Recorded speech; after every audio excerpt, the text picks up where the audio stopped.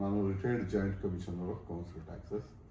ನನ್ನ ರಿಲೇಟಿವ್ ಅವರು ಎಸ್ ರಾಘವೇಂದ್ರ ರಾವ್ ಅಂತ, ಅವರಿಗೆ ಜನವರಿ 31, 2025 ಅವರಿಗೆ ಸ್ಟ್ರೋಕ್ ಆಯಿತು.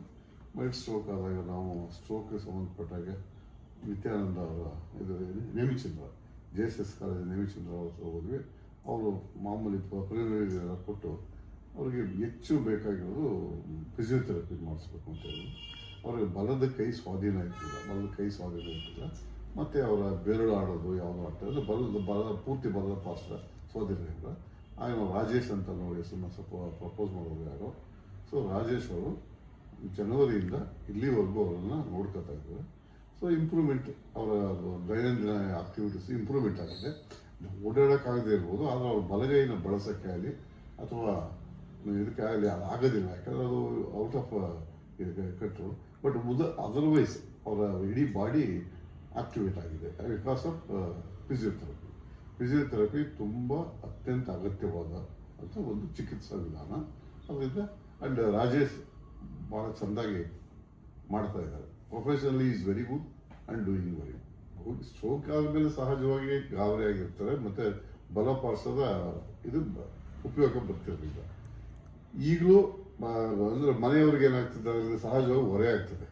ಸ್ಟ್ರೋಕ್ ಪೇಷಂಟ್ ಅಂದರೆ ಸಾಮಾನ್ಯ ಹೊರೆ. ಅವ್ರಿಗೆ ವಯಸ್ಸು 83 ವರ್ಷ, ಅದರಿಂದ ಸಾಕಷ್ಟು ಒತ್ತಡ ಇರ್ತದೆ. ಆದರೆ ಈ ಫಿಸಿಯೋಥೆರಪಿ ಮಾಡೋದ್ರಿಂದ ಏನಾಯಿತು ಅಂದರೆ ಆ ಒತ್ತಡ ಕಡಿಮೆ ಆಗಿದೆ. ಆದರೆ ಬಲಪಾರ್ಶ್ವ ಬಳಕೆ ಬರೋದೇ ಇಲ್ಲ. ಅದು ಮೆಡಿಕಲಿ ನಾಟ್ ಪಾಸಿಬಲ್ ಅಂತ ಹೇಳಿದ್ರು. ಆದರೆ ಫಿಸಿಯೋಥೆರಪಿಯಿಂದ ಏನಾಗುತ್ತೆ ಅಂದರೆ ಮೂವ್ಮೆಂಟ್ ಈಸಿ ಆಗ್ತದೆ ಅವರಿಗೆ. ಈಗ ಬಲಪಾರ್ಶ್ವ ಆಗಲಿ ಅಥವಾ ದೈನಂದಿನ ಇದನ್ನು ಸ್ವಲ್ಪ ಮೂವ್ಮೆಂಟನ್ನು ಈಸಿಯಾಗಿ ಲೈವ್ಲಿಯಾಗಿರೋಕ್ಕೆ ಸಾಧ್ಯ ಆಗಿದೆ. ಇಲ್ಲದೇ ಬೇರೆ ಬೇರೆ ಕಾಂಪ್ಲಿಕೇಶನ್ ಆಗ್ತಾಯಿತ್ತು, ಆ ಕಾಂಪ್ಲಿಕೇಶನ್ ತಪ್ಪಿದೆ. ಈಗ ಟೇಕ್ ಕೇರ್ ಥೆರಪಿಯಿಂದ ಈ ರೋಗಿಗೆ ಸಾಕಷ್ಟು ಉಪಯೋಗ ಆಗಿದೆ. ಯಾಕೆ ಅಂದರೆ ಈ ಥರ ಒಂದು ಟೇಕ್ ಕೇರ್ ಥೆರಪಿ ಇಲ್ಲದೇ ಇದ್ದರೆ ಅವರು ಕೂತಲ್ಲೇ ಕೂತ್ಕೊಂಡ್ಬಿಡ್ತಾ ಇದ್ರು, ಮತ್ತು ಅವರ ಇಡೀ ದೇಹ ಬೆಂಡ್ ಆಗ್ತಾ ಇತ್ತು. ಸೊ ಅದು ತಪ್ಪಿ ಅವರ ರಕ್ತಚಲನೆ, ದೇಹದ ಎಲ್ಲ ಭಾಗದಲ್ಲಿ ರಕ್ತಚಲನೆ ಆಗೋದಕ್ಕೆ ಅವಕಾಶ ಆಗಿದೆ. ಅದು ಟೇಕ್ ಕೇರ್ ಅವ್ರಿಗೆ ನಾವು ಥ್ಯಾಂಕ್ಸ್ ಅಂತ ಹೇಳ್ತೀವಿ. ಟೇಕ್ ಕೇರ್ ಫಿಸಿಯೋಥೆರಪಿನ ಈ ಥರದ ರೋಗ ಬಾಂಧವರು ಎಲ್ಲರೂ ಬಳಸ್ಕೋಬೋದು.